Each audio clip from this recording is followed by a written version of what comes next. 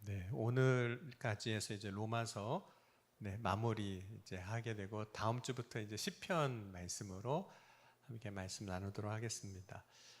이제 바울이 예수 그리스도를 믿고 이제 믿음으로 설 때, 그러니까 예수를 만나고 이제 새로운 삶을 살고 변화되었을 때 주변에 많은 사람들의 도움이 있었습니다.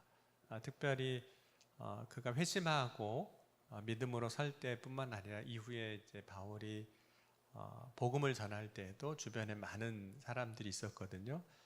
그래서 바울이 로마서 16장에 보면 보호자가 있었다고 그랬고, 또 아골라 브리스길라 부부 같은 경우는 내 목숨을 위하여 자기 목숨까지도 내놓은 사람이다. 그래서 헌신한 사람이다 라고 이야기하고, 그 외에 이름이 등장하는 많은 사람들을 향해서 나와 함께 동역했던 동역자들이다 이렇게 이야기를 합니다. 그래서 바울이 정말 바울로서 그 일들을 감당할 때 그 주변에는, 바울 곁에는 보호자가 있었고 헌신자가 있었고 동역자들이 있었습니다. 그러니까 바울이 예수 그리스도를 믿고 부름을 따라서 살고자 할 때 이러한 사람들의 도움으로 사역이 이루어진 거죠. 그래서 합력하여 하나님의 뜻을 이루어가게 이제 하셨습니다. 그러니까 바울이 능력이 아무리 대단해도 결국 혼자 그 일을 이룬 것은 아닌 거죠. 그러나 바울의 주변에는 그렇게 보호자도 있고 동역자도 있고 헌신자만 있는, 돕는 사람들만 있는 것이 아니라 그 외 주변에 보면 세 종류의 다른 사람들이 있었는데, 어떤 사람들이냐면 의심하는 사람들, 그러니까 바울을 신뢰하지 못하는 사람들이 있었고, 또 어떤 종류의 사람이 있었냐면 적극적으로 방해하는 사람들이 있었고, 나중에는 바울을 떠나는 사람들도 있었습니다. 그래서 바울 주변에는 보호자, 헌신자, 동역자들만 있는 게 아니라 안 믿어주는 사람, 의심하는 사람, 적대적인 사람, 그리고 바울을 떠나는 사람, 이렇게 있었던 거죠. 먼저 바울 주변에 바울을 의심하는 사람들이 있었습니다. 의심한다라는 것은 바울을 신뢰하지 못했다는 거거든요. 의심하는 사람들이 바울이 예수님을 만난 그 날부터 사실 있었습니다. 왜냐하면 이제 바울이 바울 되기 전에 사울이었는데, 사울이 그냥 정말 하루아침에 달라진 거잖아요. 그렇죠? 다메섹으로 가다가 부활하신 주님 만나고 그 다음에 완전히 그의 인생이 바뀌니까 주변에 있는 사람들이 못 믿겠는 거예요. 여러분, 내일 아침에 일어났는데 옆에 있는 권사님 확 뒤집어져 있다고 생각해 보세요. 안 믿어지는 거예요. 도대체 저 밤에 무슨 일이 있었길래, 무슨 꿍꿍이가 있어서 나한테 이렇게 하나, 이런 생각도 이제 드는 거죠. 특별히 아나니아 같은 경우가 그랬습니다. 주님께서 바울이 다메섹에 있고 너를 기다린다고 너가 가서 그에게 안수하고 기도하라고 얘기하지만, 아나니아가 처음에는 주님이 말씀하셔도 못 믿겠는 거잖아요. 바울이 변했다는 걸, 사울이 변했다는 것을 주님이 말씀하셔도 안 믿어질 정도였습니다. 그러니까 아나니아도 처음에는 의심하는 거죠. 그렇죠? 처음에 찾아왔지만 의심으로 찾아와요. 그럼 처음에는 사울에 대한 거부감이 있었지만 그가 변화된 것을 이제 보게 되는 거죠. 그런데 아나니아가 주의 말씀에 순종하고 사울에게 갔을 때, 사울을 위해서 안수 기도할 때 그가 새로운 삶을 또 살게 되는데, 그럼 누군가가 나에 대해서 의심하고 신뢰하지 않으면 그 사람과 같이 뭔가를 할 수 있을까요? 의심하고 신뢰하지 않는다. 그러면 정말 아주 작은 일이라 할지라도 사실 뭔가를 같이 하기는 어렵습니다. 특별히 바울이 사역할 때 바나바를 통해서 하나님께서 큰 일을 함께 이루게 하셨습니다. 바나바를 통해서 특별히 이제 바울이 변화됐을 때, 사울이 변화됐을 때 사도들과 교제할 수 있게 해주죠. 그런데 여전히 사도들도 바울을 신뢰하지 못했어요. 왜냐하면 여러분, 신뢰라는 거는 한 번에 만들어지는 게 아닙니다. 한 번 만났는데 믿을 만한 사람이야, 이럴 수는 없는 겁니다. 그래도 괜찮은 것 같은데 정도는 생각할 수는 있지만, 한 번 딱 만났는데 정말 내 모든 걸 다 맡기고 모든 걸 다 할 만큼 신뢰할 만한 사람이야 라고 할 수는 없는 거죠. 그래서 신뢰를 쌓아가는 일에는 두 가지가 반드시 필요합니다. 시간이 필요해요. 시간이 필요한 겁니다. 그리고 신뢰를 쌓아갈 수 있는 혹은 신뢰할 수 있는 어떤 사건이 필요한 거죠. 그냥 이렇게 멀뚱멀뚱 쳐다봐 가지고는 신뢰가 되지 않아요. 어떤 일을 하는 걸 보니까, 같이 일을 해보니까 이 사람이 믿을 만하구나, 괜찮은 사람이구나 한 걸 알게 된다는 거죠. 그래서 이 신뢰라는 것은 반드시 시간과 사건이 필요합니다. 뿐만 아니라 이제 오랫동안 이제 지켜보는 것을 통해서 그 사람이 갖고 있는 일관성을 이제 보는 거예요. 어제도 그랬던 사람이 오늘도 그렇고, 또 한 달 지나서 보니까 그렇고, 그러면 이 사람은 내일도 그럴 사람이구나. 그게 부정적인 의미에서가 아니라 긍정적인 의미에서, 그러니까 우리가 일관성을 가진 사람을 볼 때, 일관성을 가지고 뭔가를 하는 사람을 볼 때 우리는 그 사람을 보고 이제 신뢰하게 되는 거죠. 그럼 우리가 하나님을 신뢰하는 이유가 뭘까요? 하나님을 믿는 이유가 뭐죠?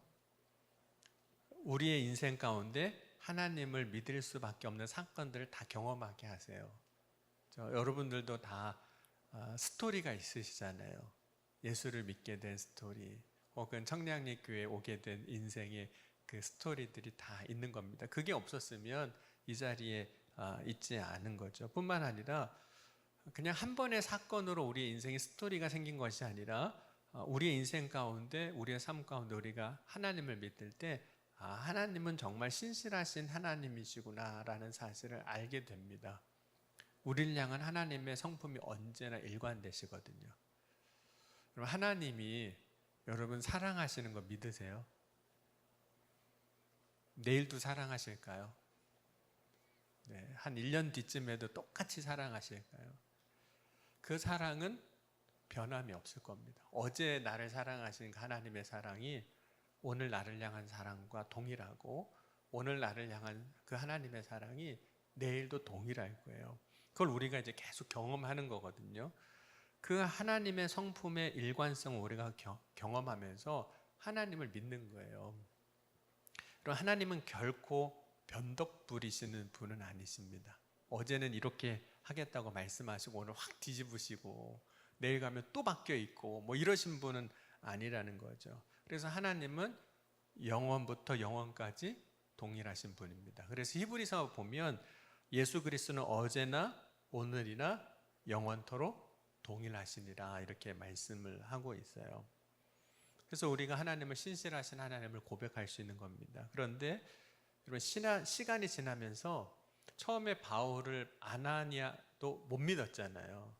사도들도 처음에는 바울이 회심했다는 사실을 못 믿었거든요. 근데 시간이 지나면서 바울을 이제 신뢰하기 시작을 해요. 왜냐하면 일관되거든요. 그의 모습에 복음을 전하는 그의 삶이 일관되거든요.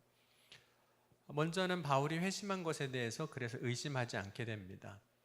여러분, 다메섹으로 가는 길에 부활하신 예수님을 만났다는 사실, 그걸 통해서 이제 모든 사람이 인정해요. 여러분, 그런데 그럼에도 불구하고 여전히 바울을 사도라고 부르지 않는 사람들은 있었습니다. 왜냐하면 사도라는 이 명칭은 예수님께서 12명의 제자들에게 불러주신 이름이거든요. 그러니까 누가복음 6장 12절에 보면 이때 예수께서 기도하러 산으로 가사 밤이 새도록 하나님께 기도하시고 밝은 해에 그 제자들을 부르사 그 중에서 12를 택하여 사도라 칭하셨으니, 그리고 12명의 제자 이름이 쭉 나옵니다. 근데 여러분, 바울은 어떤 사람이죠? 주님을 만났어요. 그런데 부활하신 주님을 만난 거잖아요. 그러니까 다른 12명의 제자들은 예수님이 친히 이 세상에 오셨을 때, 육신으로 계실 때 그들을 부르시고 그들에게 말씀하시고 그들에게 모든 걸 다 보여주셨잖아요. 기적도 보여주시고 능력도 보여주시고 십자가에 고난당하시고 죽으시는 것도 보여주셨고 부활하신 것도 보여주셨고, 부활하신 예수님이 하늘로 성령으로 구름 타고 올라가시는 것도 보여주셨고, 그러니까 다 봤어요, 12명의 사도들은. 근데 바울은 어땠죠? 부활하신 주님을 만나긴 했지만 그것은 영적인 체험인 거잖아요. 물론 그게 나쁜 건 아니죠. 귀한 거죠. 그런 다른 제자들과는 다른 겁니다. 그래서 바울의 그 사도권에 대해서 의심하기도 하는 거예요. 왜냐하면 예수님이 사도라고 부른 건 아니잖아요. 그래서 바울을 의심하는 사람들, 바울을 신뢰하지 않는 사람들은 바울을 사도로 인정하지는 않았던 겁니다. 그러면 여러분 같으면 나를 인정해 주지 않아요. 나의 변화에 대해서 혹은 나의 부르심에 대해서 뭐 나의 영적인 체험이라고도 할 수도 있고 나의 믿음에 대해서 인정해 주지 않는 사람이 있습니다. 그러면 여러분 어떻게 하시겠어요? 인정을 안 해주면 그냥 흥 하고 가시나요? 너만 있냐 뭐 이러고 바울을 향해서 인정해 주지 않는 사람들이 있어도 바울은 그들 때문에 뭐 막 힘들어하고 뭐 그러다기보다는 그들을 향해서 여전히 교제하는 일을 포기하지 않고 복음 전하는 일을 이제 포기하지 않습니다. 나를 신뢰하지 않는 사람이라 할지라도 나를 향한 하나님의 부르심을 가지고 계속해서 상대하고 만나고 해야 할 일들을 해 나가는 거죠. 물론 결코 쉽지는 않았어요. 왜냐하면 여러분 어디를 이렇게 가보면 환영해 주는 곳에 가서 이렇게 뭔가를 하는 거하고 환영해 주지 않는 곳에 가서 뭔가를 하는 거는 다르잖아요. 물론 저도 이제 목사니까 어디 가서 설교할 일이 이제 생기잖아요. 어디 가서 설교하는 게 제일 편한 줄 아세요? 청량리교회에서 하는 게 제일 편해요. 왜냐하면 이미 이 환경이 익숙한 데다가 여러분들은 지금은 저를 째려보진 않잖아요. 그죠? 이쯤 되면 째려보진 않잖아요. 근데 낯선 곳에 가면 처음 이렇게 만나는 곳에 가면 저 사람이 누군가 잘하나 보자 뭐 이런 마음에 혹은 그런 어떤 상황들이 있거든요. 그래서 이렇게 눈빛이 달라요. 가면은 환영해 주는 눈빛이 아닌 눈빛도 사실은 있거든요. 그러니까 모든 사람이 다 동일합니다. 환영해 주는 곳에 있고 싶고 환영해 주는 곳에서 뭔가를 하고 싶지 나를 믿어주지 않고 환영해 주지 않는 곳에 가서 복음을 전하고 뭔가를 한다는 건 쉬운 건 아닙니다. 그런데 바울은 그럼에도 불구하고 나를 여전히 의심해요. 내가 예수 믿은 것에 대해서 신뢰하지 않고 특별히 사도인 것조차도 인정하지 않는 그런 곳에 가서도 복음을 전한다는 거죠. 의심하는 사람들이 있었습니다. 바울 주변에 여전히. 그런데 바울 주변에 어떤 사람도 있었냐면 아주 적극적으로 어렵게 하는 사람들도 있었어요. 대적하는 사람들. 그럼 바울이 사역할 때 특별히 유대인들이 그랬었거든요. 특별히 바울이 이제 사도행전 16장과 17장으로 이렇게 넘어가면 복음을 전하면서 어려움을 많이 만납니다. 특별히 데살로니가에서 복음을 전하는데 유대인 청년들이 이렇게 막 일어나요. 그래서 복음 전하지 못하게 하고 바울을 힘들게 합니다. 그래서 데살로니가에서 복음을 전하다가 너무 저항이 심하니까 어렵게 하니까 이제 베레아라는 지역으로 그리스에서 내려옵니다. 그리스 지역. 근데 거기에서 복음을 전하는데 그 데살로니가에서 그렇게 바울을 어렵게 했던 청년들이 너무 열심인 거예요. 남 괴롭히는 것도 열심인 사람은 그냥 아주 끝까지 열심이거든요. 또 베레아에 와서 바울을 어렵게 하는 거예요. 심지어 사도행전 23장에 보면 바울을 암살할 계획도 세웁니다. 다만 바울의 생질이 그 사실을 알고 이제 그 상황을 이제 피할 수 있게 되죠. 그러니까 바울이 사역할 때 적극적으로 대적한 사람들이 있었어요. 적극적으로 방해하는 사람들이 있었습니다. 그러한 대적들이 있었음에도 불구하고 바울은 내가 해야 할 일, 그들 앞에서 내가 해야 할 복음을 전하는 일, 그거를 여전히 하고 있더라는 거예요. 그럼 바울도 자신을 대적하는 사람을 가까이 할 수 없었을 겁니다. 쉽지는 않았을 거예요. 그 이유는 살기 위해서이죠. 왜냐하면 실제로 암살하려고도까지 했으니까 죽이려고 그냥 뭐 복음 전하는 거 방해하는 정도로 끝나는 게 아니라 실제로 죽이려고까지 했으니까 얼마나 어렵겠어요. 그런데 살기 위해서라기보다는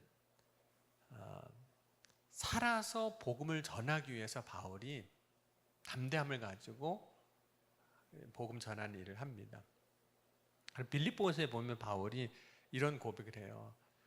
죽는 것도 유익이라. 그런데 내가 육신으로 있는 것은 너희에게 복음을 전하기 위하여 더 유익하다, 이런 얘기를 합니다. 그러니까 그 내용에 또 그 상황의 앞뒤 맥락을 이렇게 생각해 보면 얼마나 힘들었으면 죽는 것도 괜찮아. 물론 이제 우리가 믿음으로 천국을 소망하며 하나님 나라를 소망하며 죽음도 두려워하지 않는 믿음을 갖는 것이기도 하지만, 그 앞뒤 상황을 이렇게 맥락을 쭉 보면 죽는 것도 괜찮지만 너무 힘들면 그럴 수도 있잖아요. 그런데 육신으로 있는 것이 너에게 더 유익이라, 이런 이야기를 합니다. 그만큼 바울은 자기 앞에 있는 고난이나 어려움, 대적하는 이들이 있다 할지라도 자기가 왜 지금 이 일을 해야 하는지 그 이유가 분명한 거예요. 내가 왜 지금 살아서 복음을 전해야 하는 이유가 분명한 겁니다. 여러분, 오늘 우리가 왜 살아야 하는지 이유가 분명해야 되거든요. 여러분, 왜 사세요? 못 죽어서 삽니다. 뭐 이러시는 분도 있긴 있는데 정말 왜 살아야 되는 거죠? 그 분명한 이유가 있어야 해요. 그냥 살아가는 것이 아니라, 그런 저와 여러분의 삶에는 하나님의 부르심이 다 있습니다. 그 부르심을 이해하면 힘들어도 어려워도 내가 살아야 할 이유가 분명히 있는 거예요. 힘들고 어려워도 때로는 누가 신뢰해 주지 않아서 참 힘들고, 누가 정말 하는 데 있어서 대적해서 힘들어도 부르심의 이유가 분명하면 감당해내는 거죠. 그럼 바울이 방해를 받을 때 어떻게 했을까요? 여러분, 내가 무언가를 하는데 누군가 방해를 하는 거는 저항을 받는 거거든요. 여러분, 저항을 받으면 어떤 일이 일어날까요?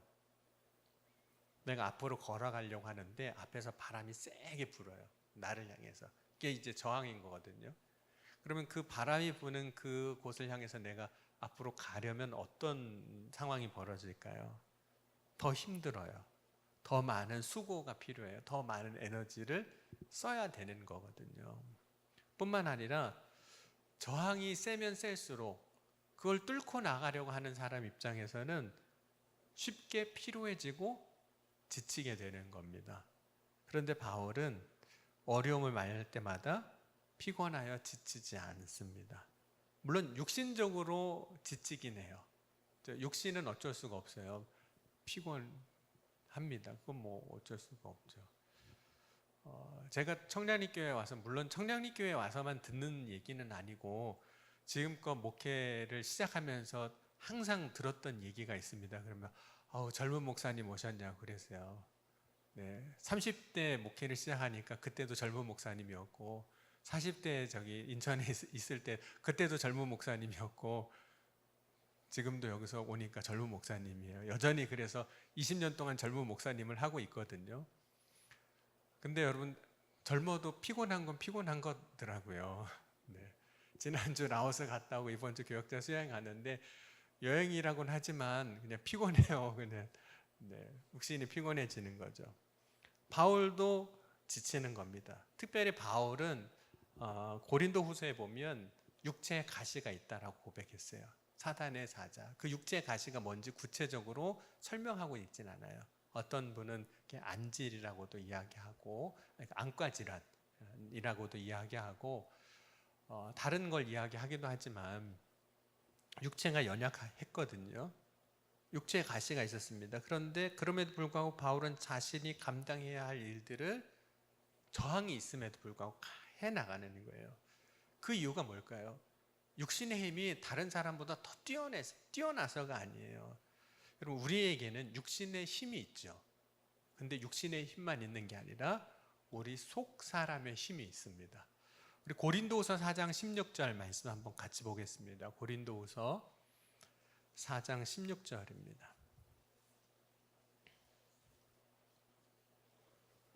고린도후서 4장 16절 찾으셨으면 같이 한번 읽겠습니다. 그러므로 우리가 낙심하지 아니하노니 우리의 겉사람은 낡아지나 우리의 속사람은 날로 새로워지도다. 속사람에 대해서 이야기하거든요. 겉사람은 뭐 저와 여러분이 지금 보고 있는 이 겉모습, 육체, 육신 뭐 이것이라고 이야기할 수 있는 거죠. 근데 속사람이 뭘까요? 우리 안에 있는 속사람. 겉사람은 우리는 날마다 시간이 지나면 낡아집니다. 그렇죠? 그래서 무릎도 쑤시고 팔다리도 아프고 어깨도 아프고 그러는 거죠. 근데 속사람은 그렇지가 않다는 거예요. 속사람은 날로 새롭다. 이 속사람이 날로 새로워진다는 것을 이렇게 이야기할 수 있습니다. 우리는 시간이 지나면서 육신은 약해지지만 속사람은 날로 강해지는 거예요. 믿음 안에서. 속사람이 가지고 있는 힘이 있습니다. 이 속사람이 가지고 있는 힘이 있으면 때로는 어떤 일을 할 때 어떤 저항이 와요. 어려움이 와요. 그런데 육신은 약해도 속사람의 힘이 있으면 어떨까요?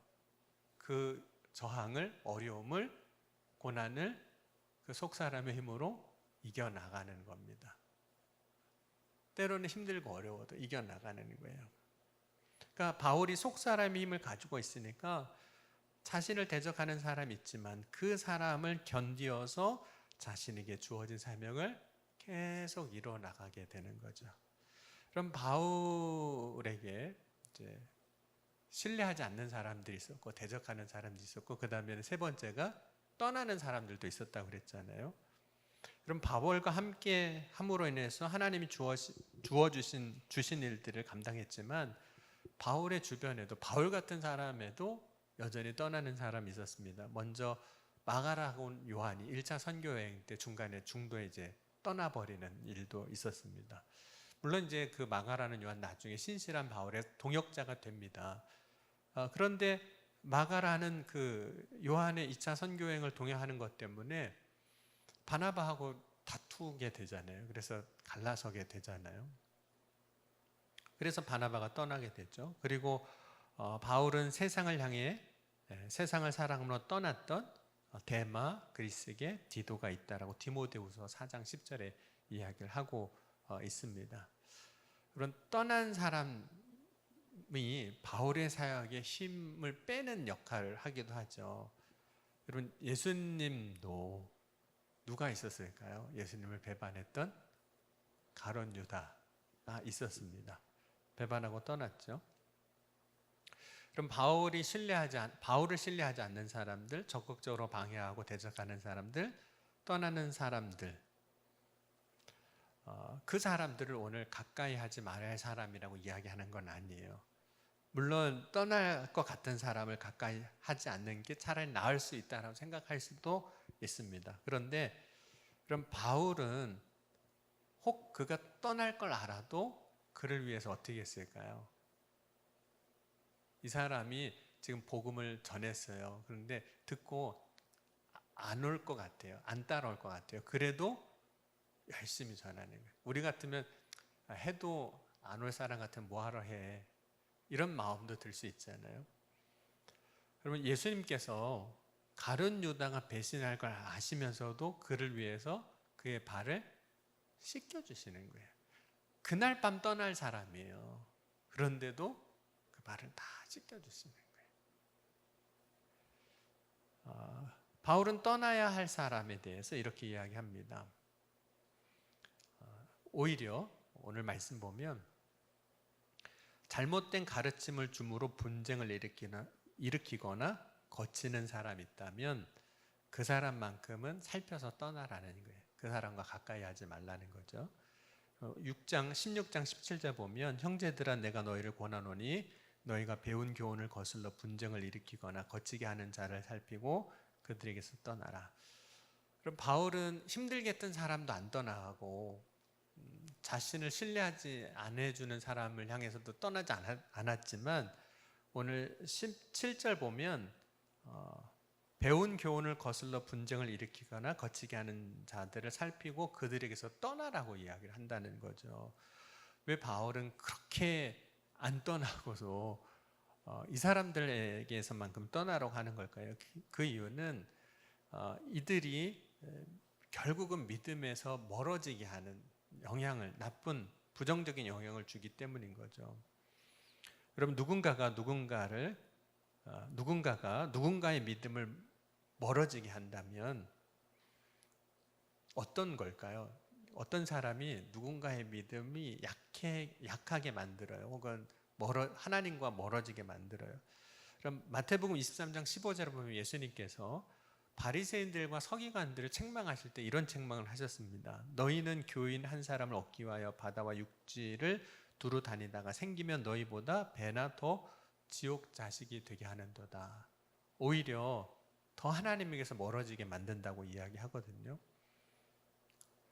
여러분, 누군가의 믿음을 멀어지게 하는 사람이 있다면 그 사람은 피하라는 겁니다. 그게 분쟁이든 혹은 잘못된 가르침이든 혹은 미혹해서 그렇든 간에 떠나라는 거죠. 그 이유는 딱 한 가지입니다. 자기 믿음을 지키기 위해서. 우리의 믿음을 지키기 위해서요. 여러분, 왜 바울이 교훈을 거스러 가르치는 사람을 떠나라고 하는 걸까요? 그 이유는 진리를 왜곡시켜버리면 진리에 대한 잘못된 믿음을 갖게 되거든요.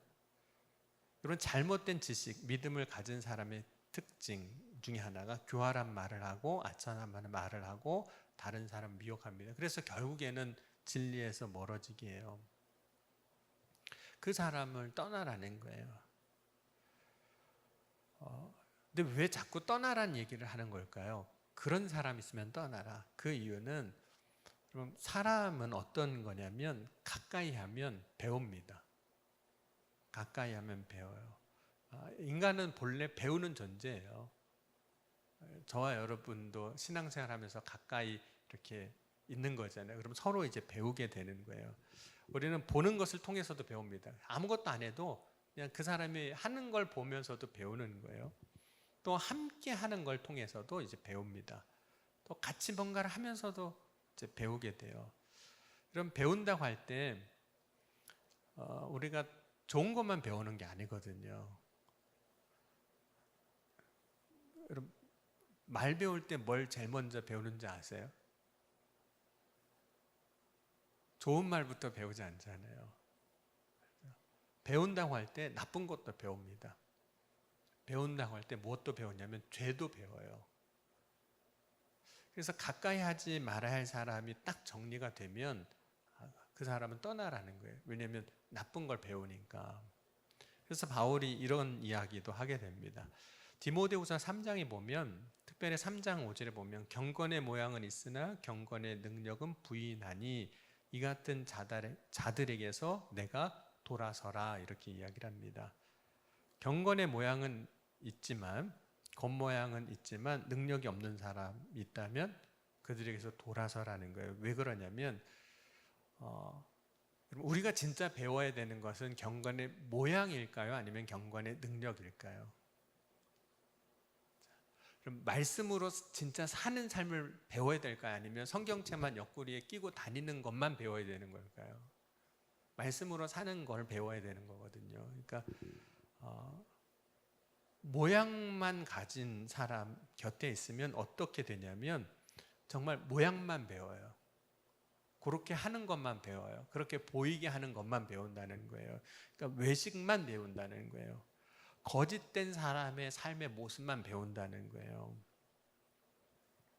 그럼 바울이 보호자라고 이야기했던, 헌신자로 이야기했던, 동역자들이라고 이야기했던 사람들을 가까이 합니다. 그런데 오늘 떠나야 할 사람은 떠나야 된다는 거예요. 왜냐하면 배우기 때문에 그 사람에게서. 이유는 믿음을 지키기 위해서요. 또 하나는 나에게 주신 사명을 그 믿음 안에서 이루기 위해서입니다. 그럼 오늘 우리의 삶에서도 믿음의 삶을 우리가 진짜 살기 위해서 내 삶에 있어서 이 사람하고는 가까이 하면 안 되겠구나 하는 사람이 있는 겁니다. 믿음 안에서 믿음을 세우는 데 있어서 교제하고 만나야 될 사람이 있는가 하면 만나지 말아야 할 사람이 있다는 거예요. 그래서 여러분, 정말로 우리가 예수를 믿으면 우리의 인간관계가 자연스럽게 그래서 정리가 됩니다. 내가 만나야 할 사람들, 내가 이제 더 만나지 말아야 할 사람들, 내가 이제 그 관계에서 떠나야 할 사람들이 이제 정리가 되는 거죠. 여러분, 우리는 얼마만큼 가까이 하는 사람을 닮을까요? 우리는 얼마나 닮을까요? 여러분 개인적으로 여러분이 제일 가까이 하는 사람이 누가 있으신가요? 한번 상상을, 생각을 해보셨으면 나는 누구를 제일 가까이 하나? 얼마나 그 사람을 닮았을까요? 여러분, 어떤 사람을 가까이 하게 되면 가장 닮게 되는 것 중에 하나가 있어요. 그게 뭐냐면 취향입니다. 가까이 하잖아요. 가까이 오래 시간을 보내면 좋아하는 것이 같아지기 시작해요. 예를 들면 먹는 음식이 같아진다거나 혹은 좋아하는 어떤 일이 같아지거나, 그래서 취미를 같이 하게 되는 거죠. 그래서 어떤 때는 음식도 같아지고 옷도 같아질 수도 있어요.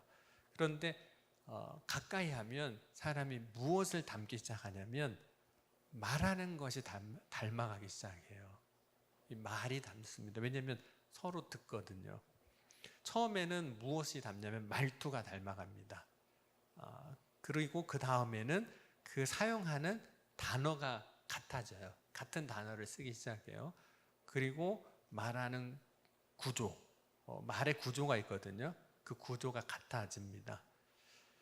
그런데 가까이 하면서 음식이 같아지는 것, 좋은 음식 같이 먹는 것, 같아지는 것만 담는 것보다 이 말이 같아지는 게 참 중요해요. 왜냐하면 이 말이라는 것이 우리에게 이야기하고 있는 건 뭐냐면 판단의 기준이나 가치가 같아지는 것이기 때문에 그렇습니다.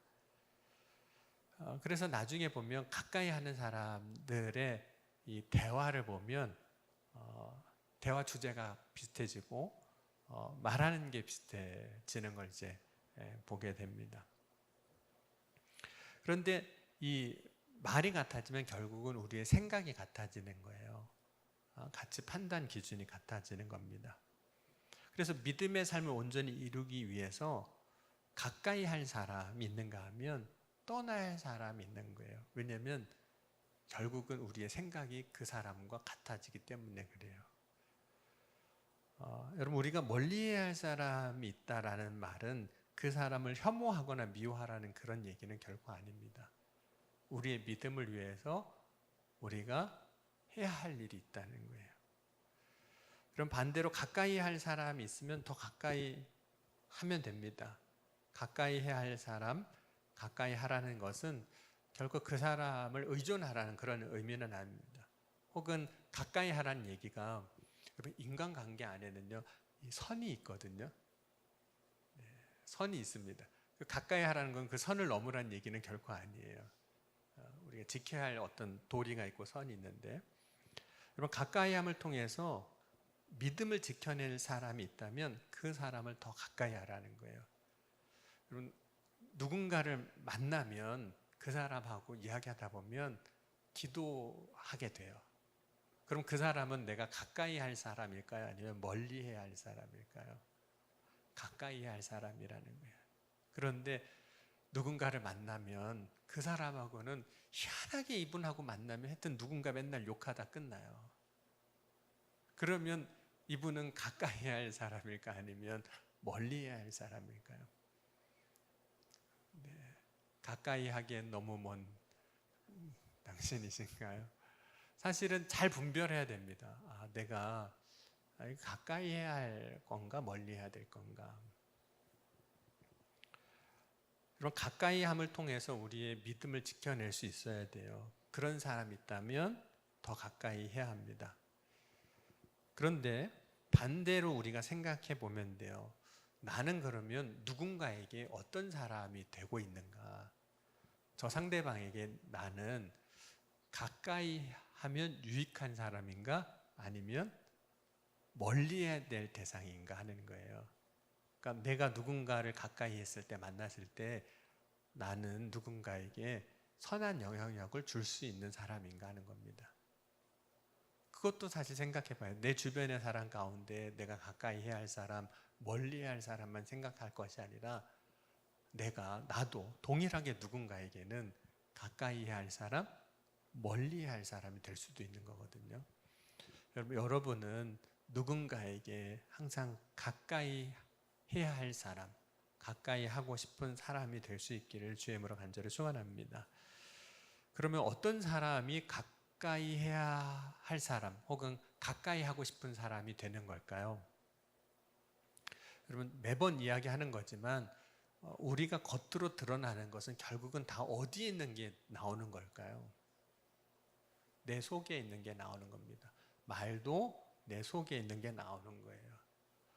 믿음도 내 마음에 이미 있는, 마음으로 믿어 의에 이루고 그랬거든요. 마음에 있는 게 우리의 믿음의 고백도 나오는 겁니다. 그러니까 내가 누군가에게 정말 저 사람은 가까이 하고 싶은 사람이야, 저 사람하고만 있으면 내 믿음이 더 성장하는 것 같고 내 믿음이 자라는 것 같고 나의 믿음에 좋은 영향을 주는 것 같아 라고 하는 사람의 특징이 있어요. 그 사람은 안에서부터 늘 밖으로 이렇게 흘려보내고 있는 거예요. 무언가를 흘려보내고 있어요. 근데 여러분, 안에서부터 뭔가를 흘려보내려면 내가 내 안에 어떻게 돼야 되는 걸까요? 아무것도 없어요, 속에. 그러면 누군가에게 흘려보낼 수 있을 수 있을까요? 누군가가 나를 가까이 했는데 내 안에 아무것도 없어요. 은혜도 없어요. 성령 충만하지도 않아요.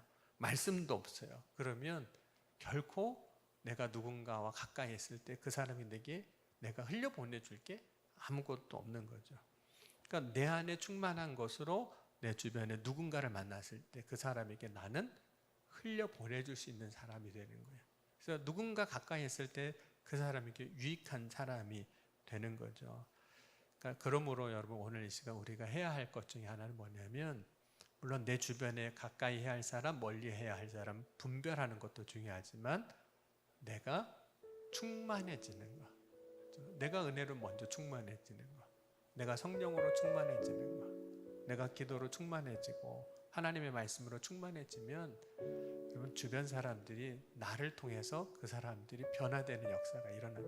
그 사람들은 아마 나를 그렇게 생각할 거예요. 가까이 둬야 할 사람이구나. 저도 그래서 지방 교역자들 수양에 갔을 때 내가 저분들에게, 물론 뭐 대단히 훌륭하고 뭐 이런 건 아니어도 가까이 있을 때 좋은 사람, 가까이 있을 때 좋은 영향력을 뭐 하나라도 흘려보낼 수 있는 사람이 됐으면 좋겠다. 그래서 그분들이 나를 찾는, 힘들고 어려울 때, 물론 제가 뭐 대단한 사람은 아니지만 나와 함께 있을 때 기쁘고 나와 함께 있을 때 평안하고 나와 함께 있을 때 감사하고 나와 함께 있을 때 믿음이 자라는 그런 목회자로 섰으면 좋겠다, 이런 생각들을 많이 합니다. 여러분도 어느 곳에서든지 여러분의 삶이 누군가에게 가까이 있을 때 복이 되는 놀라운 은혜의 삶이 되어질 수 있기를 주의 이름으로 간절히 소원합니다. 오늘 우리 함께 오늘 말씀을 기억하면서 우리 찬양하고 또 기도하겠습니다. 우리 기도할 때, 주님, 나의 삶의 믿음을 지키기 위하여 내가 가까이 해야 할 사람과 그렇지 않은 사람을 분별할 수 있는 지혜를 주옵소서.